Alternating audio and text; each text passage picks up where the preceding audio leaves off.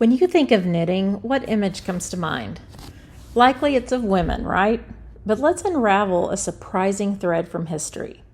Knitting's origins can trace back to the Middle East around the 11th century. Here in Egypt, we find the earliest known knitted items, which are socks, crafted not just by women, but by men too.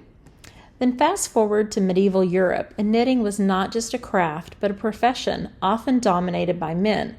Paintings from the 14th century show men knitting, including shepherds who used their time tending flocks to knit practical garments.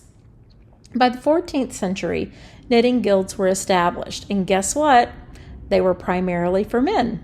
These guilds set standards for quality and craftsmanship, making knitting a respected male activity. From the Renaissance, when men knitted stockings for royalty, to the American colonies, where knitting was a necessity for survival, men were at the forefront. Even during world wars, men knitted socks for soldiers, a task critical for preventing frostbite. So why did knitting become seen as a female activity?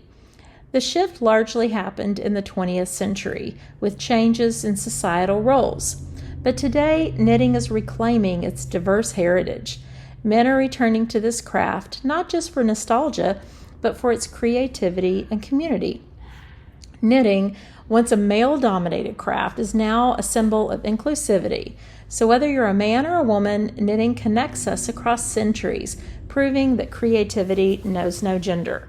So next time you pick up those needles, remember, you're part of a tradition that's been around for over a millennium, and it's always been for everyone.